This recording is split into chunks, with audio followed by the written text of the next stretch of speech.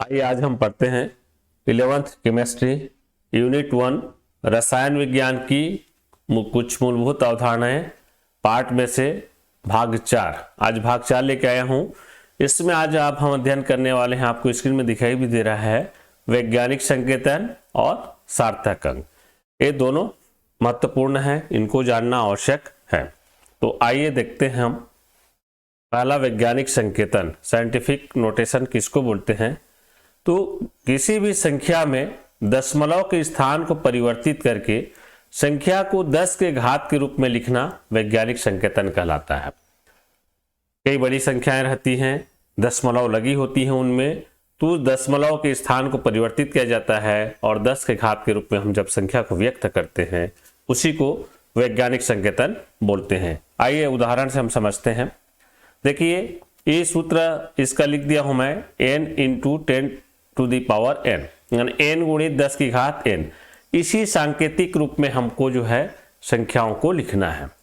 तो यहाँ पे जो n है संख्यात्मक मान रहेगा, जिसका मान 1 से 10 के बीच होता है।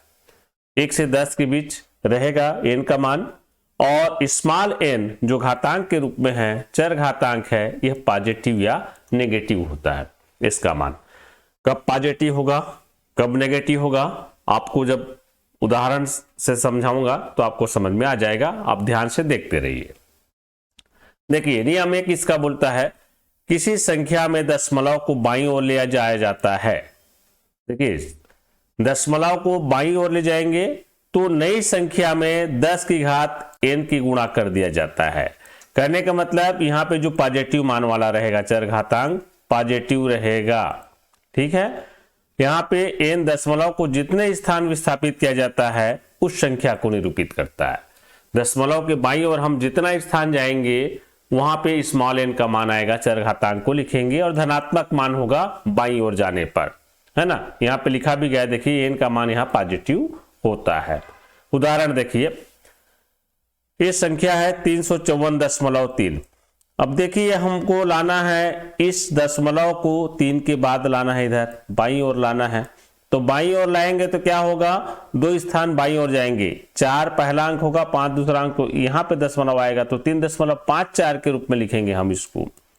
ठीक है, तो देखिए यहाँ पे आप 3.543 लिखें, गुणित 10 की घात। अब n का मान यहाँ पे रखे पॉजिटिव में 2 क्यों लिखे, बाईं और जो है 2 स्थान गए हैं हम लोग। 3 के बाद जो है 2 अंक दिख रहा है हमको, 5 और 4, अर्थात 2 अंक हम बाईं ओर गए, इसलिए यहाँ घातांक 2 लिखा गया और पॉजिटिव में रहता है। इसी प्रकार एक उदाहरण देखिए, 3543.45 है। अब इसको हमको पुनः बाईं ओर ले जाना है, तो बाईं ओर लेंगे 3 के बाद, तो देखिए कितना अंक गए, 1 2 और 3। पहला अंक 3, दूसरा 4 और पांचवा जो है 3, तो 3 अंक बाईं ओर गए तो घातांक क्या हो जाएगा, 10 की घात 3 हो जाएगा। देखिए, और 3 के बाद दशमलव लगा दिए तो 3.54 करके हमने इसको लिख दिया और 10 की घात 3। तो यही है जो हम परिभाषित कर रहे थे, बता रहे थे वैज्ञानिक संकेतन की किसी भी संख्या में दशमलव के स्थान को परिवर्तित करके संख्या को 10 के घात के रूप में लिखते हैं। तो वही कर रहे हैं यहाँ पे। अब दाहिनी ओर जाए तो क्या होगा, तो दाहिनी ओर जितने अंक हम जाएंगे उस संख्या का मान तो लिखेंगे और घातांक करेंगे वहां पे, तो ऋण चिन्ह के साथ किया जाएगा। देखते हैं नियम को। देखिए दूसरा नियम, यदि संख्या में दशमलव को दाईं ओर ले जाया जाता है तो प्राप्त नई संख्या में 10 गुणा ऋण n का गुणा करते हैं। 10 का गुणा जो है ऋण n के साथ करते हैं संख्या के साथ में, है ना। तो 10 की गुणा कहा होगा, ऋण n से करेंगे तो n का मान यहाँ नेगेटिव होगा। उदाहरण से देखिए, ये संख्या है 0.000512। अब इस दशमलव को हमको लाना है प्रथम अंक गैर शून्य अंक 5 के बाद। यहाँ देखिए 1 2 3 अंक दाहिनी ओर गए तो घातांक में 3 आएगा, और दाहिनी ओर जाएंगे तो ऋणात्मक चिन्ह होता है। तो देखिए इसको हमने लिख दिया 5.12 गुणित 10 की घात ऋण 3। तो इस प्रकार से लिखा जाएगा, क्योंकि दशमलव को हम 3 स्थान दाईं ओर विस्थापित कर दिया।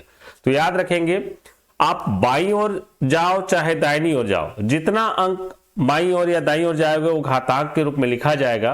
पर याद रखिए आप, दाहिनी ओर जाओगे तो ऋण चिन्ह लगेगा घातांक में, और बाईं ओर अच्छा लेफ्ट की साइड जाओगे तो धनात्मक चिन्ह में रहेगा। इसी प्रकार एक संख्या उदाहरण लिया हूं मैं 0.000016। अब वैज्ञानिक संकेतन में लिखना है तो देखिए हम इसको दाहिनी ओर लाएंगे, एक के बाद दशमलव लगाएंगे तो ये पहला शून्य, दूसरा, तीसरा और एक को मिला के चौथा, तो 4 अंक के बाद जो है यहाँ दशमलव लग रहा है तो घातांक 4 हो जाएगा ऋण चिन्ह के साथ। तो इसको हमने लिखा 1.6 × 10 की घात ऋण 4। तो इस प्रकार से लिखा जाता है वैज्ञानिक संकेतन में। और आपके लिए कुछ प्रश्न है, निम्नांकित को वैज्ञानिक संकेतन के रूप में लिखिए। तो यहाँ पे आपको प्रश्न दिया गया है आपके अभ्यास के लिए, आप बना लेंगे, इस नियम का पालन करेंगे तो ये बिल्कुल बन जाएगा। अब आता है मापन में अनिश्चितता। किसको बोलते हैं मापन में अनिश्चितता? तो प्रत्येक प्रायोगिक मापन परस्पर कुछ भिन्न भिन्न होते हैं और उनमें पाई जाने वाली त्रुटियां और अनिश्चितताएं मापन यंत्र और मापन करने वाले व्यक्ति की दक्षता पर निर्भर करती है। आप लोग भी देखे होंगे, स्कूलों में प्रयोग करते हो, आप लोग मापन करते हो कोई भी चीजों का, तो आपका लगा रहा है, दूसरे बच्चे का लगा रहा है, तीसरे बच्चे का लगा रहा है, तो ये जो मापन में कुछ त्रुटियां आती हैं, कुछ अनिश्चितताएं आती है, किसी का यंत्र गड़बड़ रहता है या कोई मापन करने वाली व्यक्ति हमारी दक्षता में कुछ कमी होती है। जरूरी नहीं कि हमारे में कमी हो, कुछ जो है यंत्र भी कमजोर रहते हैं, कहने का मतलब सही नहीं रहता है, तो प्रायोगिक मान जो है कुछ न कुछ भिन्नात्मक आते हैं। तो ये जो है मापन में अनिश्चितता बनी होती है, तो उसको हम कैसे माने या कैसे किसको क्या बोले, यथार्थ के रूप में है कि परिशुद्ध के रूप में है, उसी को आज हम समझेंगे। तो आइए देखते हैं सबसे पहले यथार्थता या एक्यूरेसी, जो एकदम वास्तविक मान की हम बात करें, है ना। तो वास्तविक मान के निकटतम मान को प्रदर्शित करती है यथार्थता। किसको बोल रहे हैं या एक्यूरेसी? वह मान जो वास्तविक मान के निकटतम मान को प्रदर्शित करती है, अर्थात यह औसत प्रायोगिक मान और वास्तविक मान के अंतर को दर्शाती है। तब जो वास्तविक मान है और हम जो प्रयोग करेंगे, तो जो प्रायोगिक मान है हमारा और उस वास्तविक मान जितना होना चाहिए उसके अंतर को बताता है ये यथार्थता, एक्यूरेसी उसमें जो है। इसको हम इसलिए सूत्र के रूप में लिख सकते हैं यथार्थता बराबर औसत प्रायोगिक मान माइनस वास्तविक मान। तो औसत प्रायोगिक मान में हम घटा देंगे वास्तविक मान को, तो आ जाएगा। देखते हैं उदाहरण से आपको समझ में आ जाएगा। और एक उदाहरण लिया मैं, ब्लीचिंग पाउडर के एक नमूने में प्राप्त क्लोरीन की मात्रा 35.48% है। ये जो है वास्तविक मान है, ठीक है, वास्तविक मान है 35.48% जो है हमको मिला हुआ है, बोलता है ये आना चाहिए वास्तविक आंसर। तो दो विधि से एक कोई छात्र प्रयोग किया या किसी ने प्रयोग किया, समझ लीजिए। तो दो विधि से हमने प्रयोग किया, तो इसमें आया मान जो है, दो बार मान निकालने से एक में आया 35.88% और दूसरा मान 35.66%। मतलब ये हमारा प्रायोगिक मान हो गया। अब इन प्रायोगिक मान में हमको घटाना होगा वास्तविक मान को, तो इसको हम इस प्रकार से लिखते हैं। देखिए प्रथम विधि की यथार्थता देखें, ये जो 35.88 के लिए हम निकालें पहले, तो हमने घटा दिया 35.88 लिया और इस वास्तविक मान को लिखेंगे। इसमें घटाया तो इसमें अंतर आया 0.40। ये कहीं व्यक्ति भी कर रहा है तो भी अंतर आ जाता है ना। दूसरा विधि में हमने देखा 35.66 है। देखिए 35.66 में पुनः हम 35.48 को घटाएंगे तो इसमें त्रुटि कम दिख रहा है, 0.18 आया। इसमें ज्यादा अंतर आया 0.40 और इसमें 0.18 में कम अंतर लग रहा है। इसलिए हम बोल सकते हैं कि द्वितीय विधि ज्यादा यथार्थपरक है। वास्तविक तो नहीं है, एकदम सही नहीं है, लेकिन हम उसको यथार्थ मान सकते हैं क्योंकि यह मान वास्तविक मान के लगभग बराबर है, उसके निकटतम है, केवल और केवल 0.18 का अंतर है। लेकिन इसको बोलेंगे तो इसमें बहुत अंतर है प्रथम विधि में, तो द्वितीय विधि ज्यादा यथार्थपरक होगी। तो आपको समझ में आ गया होगा यथार्थता की वास्तविक मान के जो निकटतम मान होती है उसी को हम यथार्थता कहते हैं। अर्थात औसत प्रायोगिक मान को वास्तविक मान से औसत प्रायोगिक मान से वास्तविक मान को घटाने पर हमको यह मान प्राप्त हो जाती है। दूसरा देखें परिशुद्धता, प्रिसिशन क्या होता है। तो मापन द्वारा प्राप्त मानों की समीपता को दर्शाता है। जो मापन करते हैं हम, तो मापन करते हैं, जो मान प्राप्त होता है उसकी नजदीकता को बताता है, समीपता को बताता है परिशुद्धता। माने वो उसके मान के कितना नजदीक है, समीप है। तो एक उदाहरण से समझ लीजिए, यदि किसी परिणाम का मान 2 ग्राम है, देखिए यहाँ पे 2 ग्राम है, ये वास्तविक मान हो गए, यहाँ भी है ना, ओरिजिनल मान है। अब कोई विद्यार्थी के 2 मापन में क्रमशः कोई विद्यार्थी प्रयोग करता है, तो उसके मापन में क्या हुआ, जब मापता है तो 1.95 ग्राम आया, दूसरा जो आंसर आया 1.93 ग्राम आया। तो यहाँ पे हम देख रहे हैं 1.95, 1.93, है ना। आप 2 के अंतर को मत देखिए, यहाँ पे हम बोले मानो कि हम जो रीडिंग निकालते हैं उसके मान में कितना समीपता है, तो देख रहे हैं इसमें 9.5 आ रहा है, इसमें 9.3 आ रहा है, मतलब 0.2 के मान में जो है अंतर है, तो लगभग ये जो है क्या हो गया, समीप में है। तो इस कारण जो है समीपता होने के कारण हम इसको परिशुद्ध बोलेंगे।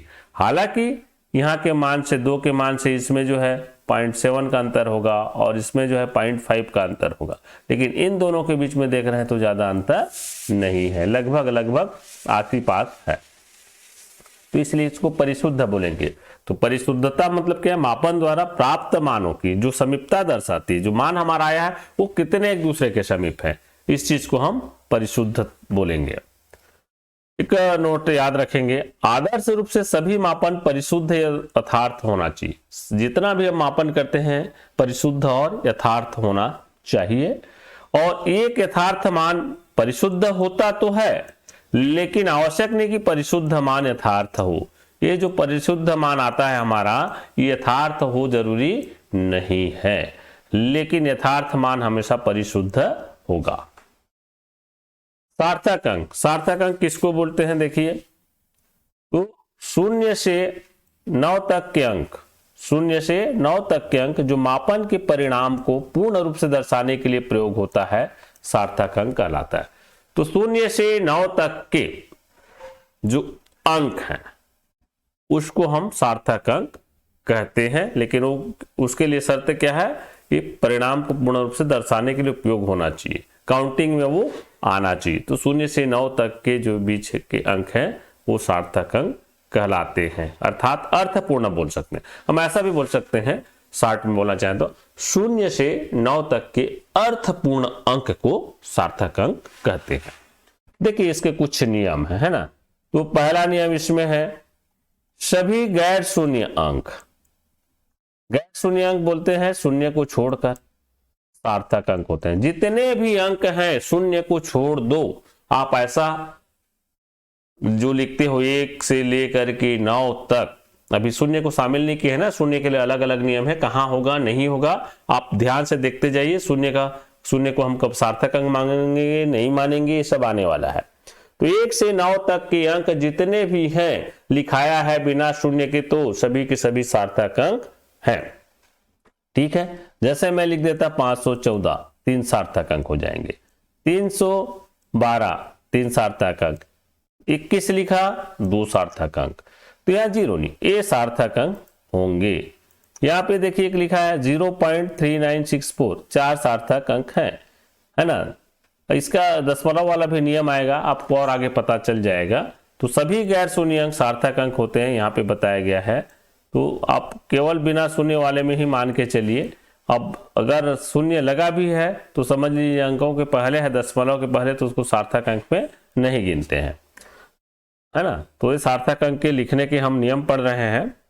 दूसरा, 2 गैर शून्य अंकों के मध्य आने वाला शून्य सार्थक अंक होते हैं। 2 गैर शून्य अंक, गैर शून्य अंक कौन सा है, 1 से लेकर 9 को बोलते हैं गैर शून्य अंक, है ना। शून्य को छोड़ दिया जाए तो 1 से 9 तक बचता है अंक।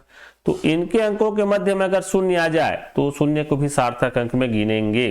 जैसे देखिए 2, ये गैर शून्य अंक 2 है और आखिरी में गैर शून्य अंक 2 है ना। तो इसमें पॉइंट के बाद यहाँ 0 0 शून्य आया, तो इसमें 5 सार्थक अंक होंगे। तो याद रखेंगे गैर शून्य अंकों के मध्य अर्थात 1 और 9 के बीच में जो है शून्य होगा, उन संख्याओं के बीच में सार्थक अंक कहलाएंगे। इस प्रकार से उदाहरण से आप समझ सकते हैं। तो पहला जो है ये गैर शून्य अंक होना चाहिए, आखिरी वाला गैर शून्य अंक होना चाहिए। तो दोनों के मध्य कहीं भी जितना भी शून्य आए उसको भी आप सार्थक अंक में गिनोगे। तो इस उदाहरण में आपको 5 सार्थक अंक दिखाई दे रहे हैं। तीसरा, प्रथम गैर शून्य अंक से पहले आने वाले शून्य सार्थक अंक नहीं होते हैं। ऐसे शून्य केवल दशमलव की स्थिति बताते हैं। मैं जो पहला जो नियम में बता रहा था वही चीज है। देखिए, प्रथम गैर शून्य अंक से, प्रथम गैर शून्य अंक कौन है? 3।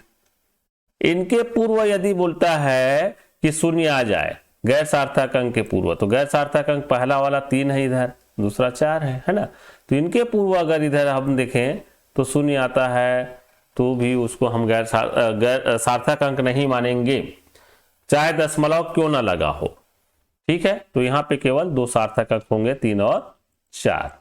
इन चीजों को जो है आपको याद रखते जाना है नियम को। फिर ऐसी संख्या जिसमें दशमलव बिंदु हो, तो दशमलव बिंदु के अंतिम गैर शून्य अंक के पश्चात दाहिनी ओर आने वाली सभी शून्य सार्थक अंक होते हैं। देखिए, गैर सार्थक अंक के पहले शून्य रहता है या दशमलव के बाद भी शून्य रहता है तो उसको सार्थक अंक नहीं मानते हैं।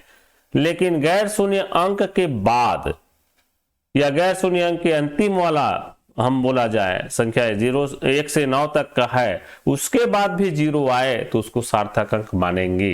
ये देखिए उदाहरण में, है ना। देखिए, एक गैर शून्य अंक है 5 और एक गैर शून्य अंक है 5, दूसरा वाला भी। तो गैर शून्य अंक के पहले इधर शून्य है इधर, तो ये सार्थक अंक में नहीं गिने जाएंगे। दशमलव जो है केवल इस स्थिति को बताता है ना, हम पहले भी चर्चा कर दिए हैं। दशमलव बिंदु जो है केवल दशमलव की स्थिति को बताता है। अब लेकिन यहाँ पे 550 लिखा है, जो ये वाला 0 है गैर शून्य अंक। गैर शून्य अंक मतलब गैर शून्य अंक को छोड़ करके जो 0 है शून्य अंक है यहाँ, तो यहाँ शून्य को जो है हम सार्थक अंक गिनेंगे। तो याद रखिए, इसी को बोला जा रहा है कि गैर शून्य अंक के पूर्व वाला शून्य को तो नहीं गिनते, हम पढ़ चुके। अब क्या आ रहा है? गैर शून्य अंक के मध्य को भी गिनते हैं, शून्य को भूल दें सार्थक अंक। अब क्या आया है? गैर शून्य अंक के दाहिनी ओर यदि शून्य हो, लेकिन शर्त यह है उनमें कहीं न कहीं दशमलव लगा होना चाहिए। तो देखिए यहाँ पे दशमलव लगा हुआ है ना, तो उसको जो है शून्य को सार्थक अंक मानेंगे। तो यहाँ पे 5 5 0, इसमें 3 सार्थक अंक है क्योंकि इसमें दशमलव लगा हुआ है यहाँ पे, है ना। तो याद हो गया होगा आपको, आप समझ गए होंगे। गैर शून्य अंक के पहले शून्य हो, चाहे दशमलव लगा हो, तो सार्थक अंक नहीं है। लेकिन अगर दशमलव बिंदु के बाद के जो अंतिम गैर शून्य अंक होता है उसको जो है सार्थक अंक माना जाता है, कहीं भी दशमलव लगा हो। ऐसी संख्या, अगला नियम, ऐसी संख्या जिसमें दशमलव नहीं हो तब गैर शून्य अंक के दाहिनी ओर स्थित सभी शून्य सार्थक अंक नहीं होते हैं। देखिए, अगर दशमलव नहीं लगा हो और गैर शून्य अंक के बाद शून्य हो आखिरी में, तो शून्य को सार्थक अंक नहीं मानेंगे। ये देखिए उदाहरण, 4000 है तो इसमें केवल 1 सार्थक अंक होंगे। क्यों? यहाँ कहीं पे दशमलव नहीं है, दशमलव रहता तो हम जो है उसको गिनते।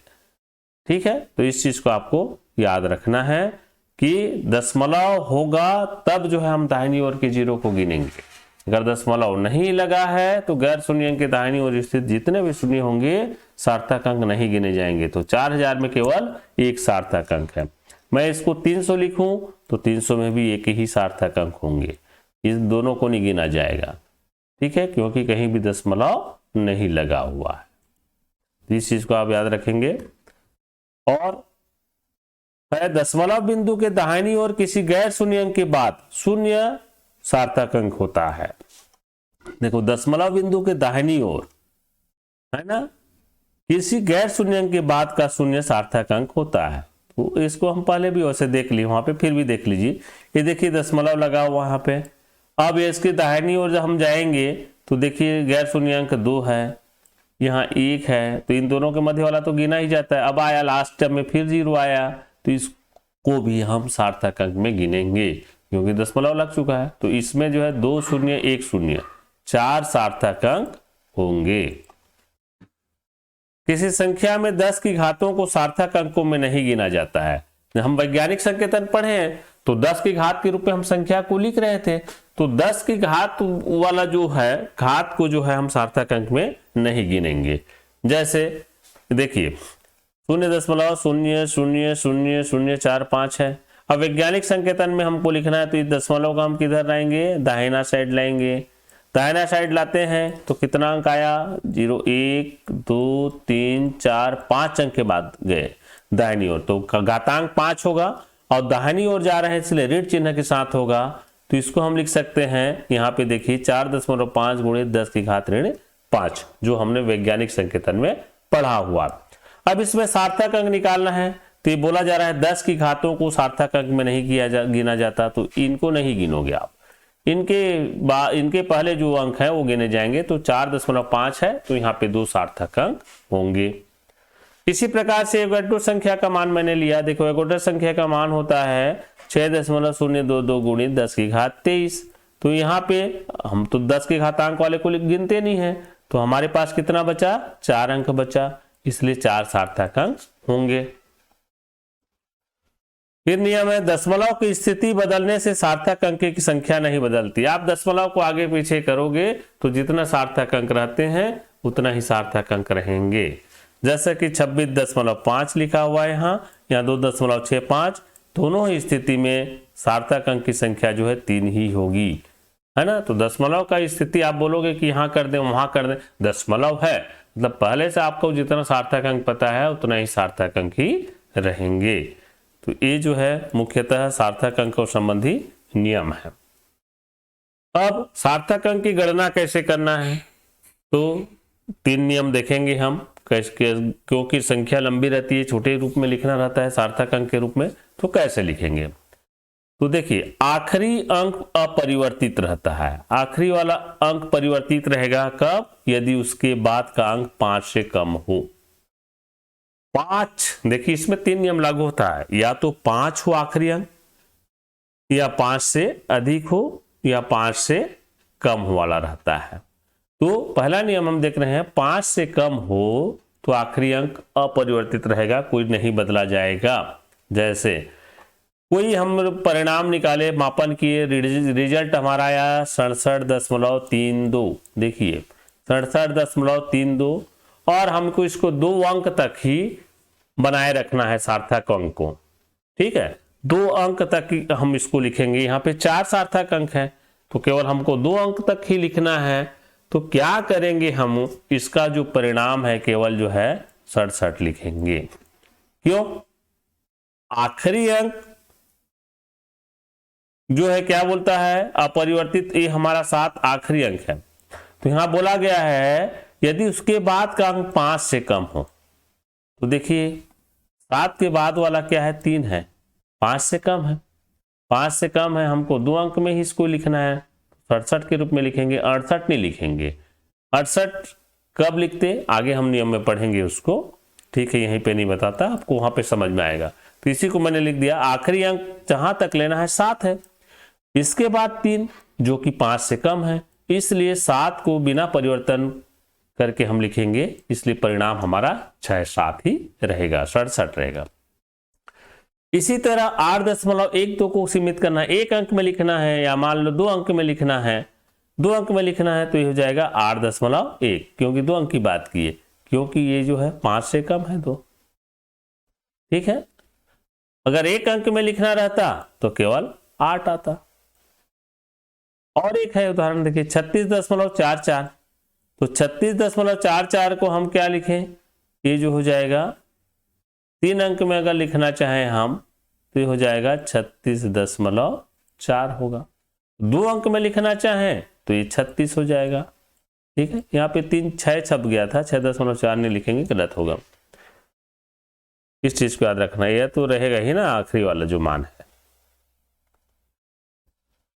दूसरा, यदि आखिरी वाला अंक, या हम बोल रहे हैं आखिरी अंक में 1 बढ़ाएंगे यदि उसके बाद आने वाला अंक 5 से अधिक हो, है ना। आखिरी अंक में 1 बढ़ा देंगे यदि उसके बाद आने वाला अंक 5 हो। कहने का मतलब 5 अंक के पहले वाला अंक तक लिखना चाहें हम, जिसमें 5 हो तो उस 5 को जो है 5 से अधिक होता है तो उसमें बढ़ा देंगे 1, उसी को बोल रहा है। तो आखिरी अंक में 1 बढ़ा देंगे यदि उसके बाद आने वाला अंक या बाद वाला अंक 5 से अधिक है। उदाहरण से क्लियर हो जाएगा, जैसे एक परिणाम आया 6.68, 6.68, और हमको 3 अंक में लिखना है इसको। आपको बोल दिया 3 अंक में लिखिए, तो देखिए आखिरी वाला अंक यहाँ पे देखिए, या 3 अंक में लिखना है, 1 2 3, 3 अंक के बाद हम इसको देख रहे हैं तो ये 5 से अधिक है। तो 5 से अधिक है तो क्या करेंगे, इसमें जो 3 अंक तक कर लिख रहे हैं तो उसके आखिरी अंक में 1 बढ़ा देंगे, मतलब ये 7 हो जाएगा। देखिए 67.7 लिखा गया है। इसी को मैंने यहाँ शब्द के रूप में लिख दिया है। यदि परिणाम 67.68 प्राप्त होता है तो सार्थक अंकों को 3 तक बनाए रखना है, 3 तक अंकों में लिखना है। तो अंतिम अंक 8 है यहाँ पे, या बोल सकते हैं 3 अंक के बाद वाला अंक 8 है, तो 6 के बाद आने वाला अंक 8 है ना, जो कि 5 से अधिक है। इसलिए 6 में 1 अंक आगे बढ़ा देंगे, अर्थात 7 लिखेंगे, इसलिए परिणाम 67.7 होगा। तीसरा नियम, यदि अंतिम अंक 5 हो, देखो हम अभी तक देखे 5 से कम होता है तो कोई परिवर्तन नहीं किए, 5 से अधिक होता है तो 1 बढ़ा दिए। अब 5 ही आ जाए तो क्या करेंगे, तो 5 आ जाएगा तो इसमें 2 नियम बनता है 5 वाले का। अगर 5 के पहले संख्या सम हो तो ठीक है, संख्या में कोई परिवर्तन नहीं करेंगे, संख्या का मान नहीं बदलेगा। जो पहले नियम में हम पढ़े हैं 5 से कम होगा तो मान अपरिवर्तित रहेगा। लेकिन यदि विषम संख्या हो तो 1 अंक बढ़ा देते हैं। देखते हैं उदाहरण। देखिए यदि परिणाम आया 56.65, अब देखिए हमको इसको लिखना है 3 अंक में, 3 अंक में सार्थक अंक बताइए बोलता है, तो ये 5, देखो 3 अंक के बाद वाला 5 है, 5 आ गया है ना। तो 5 के पूर्व वाला संख्या देखें तो ये सम संख्या में है, तो नियम बोलता है कि 5 के पूर्व सम संख्या आ जाए, है ना। पहले हमने पढ़ा था कि 5 से कम आता है तो संख्या परिवर्तित रहेगा। यहाँ पे आ गया सम और विषम वाला भी आ रहा है, 5 की में जो नियम आता है 5 आ गया तो 5 आ रहा है, तो इसके पहले सम संख्या, तो इसके मान में कोई हम जो परिवर्तन नहीं करेंगे, केवल 5 को हटा देंगे, तो यह आ जाएगा 56.6। देखिए 56.6, 3 सार्थक अंक में, है ना। इसी प्रकार से मान लो 56.75 होता, तो 75 होता तो देखिए हमको 3 अंक में लिखना है, तो ये 3 अंक तक रखना है, उसके बाद 5 आया है, ये 5 है, तो 5 के पूर्व 7 है और 7 विषम संख्या है, तो इसमें 1 बढ़ जाएगा, तो 1 बढ़ेगा तो हम इसको लिख देंगे 56.8, है ना। 3 सार्थक अंक तक देखिए 56.8 लिखा गया है ना। और अंतिम अंक इसका विषम संख्या इसी कारण है, तो नियमानुसार 1 अंक तो बढ़ाएंगे ना। तो इसी चीज को आपको याद रखना है। तो 3 नियम है इसको लिखने के सार्थक अंकों को। और ठीक है, कोई परिणाम करते हो आप, रिजल्ट लाते हो, प्रयोग करते हो, तो मान को 2 अंक तक कैसे लिखें, 3 अंक तक कैसे लिखें, 4 अंक तक भी लिखना चाहते इस प्रकार से आप कर सकते हैं। उसके बाद वाले अंक को देखना 5 है कि 5 से अधिक है कि 5 से कम है, उसी को ध्यान रखा जाता है और इसके आधार पर जो है आपका सार्थक अंक आसानी से लिखा जाएगा। अगर आपको कोई समझ में नहीं आया होगा तो आप कमेंट करके पूछ सकते हैं। और एनसीईआरटी की बुक जो है आप अध्ययन करिए, उसमें जो है ज़्यादा आपको फायदा मिलेगा। थैंक्स फॉर वाचिंग, वीडियो देखने के लिए। और अगर आप जो है मेरा यूट्यूब चैनल में और देखना चाहें तो ये जो है लिंक है, आप इस लिंक पर जा सकते हैं। और लाइक शेयर सब्सक्राइब तो जरूर करिए आप चैनल को, ताकि आने वाला नोटिफिकेशन, अच्छा बेल आइकन को भी जो ऑन करिए, ताकि जो वीडियो डालूं आपको मिल जाए और आप अध्ययन करें। अगला वाला में हम सीमांत अभिकर्मक के साथ आएंगे, तब तक के लिए धन्यवाद।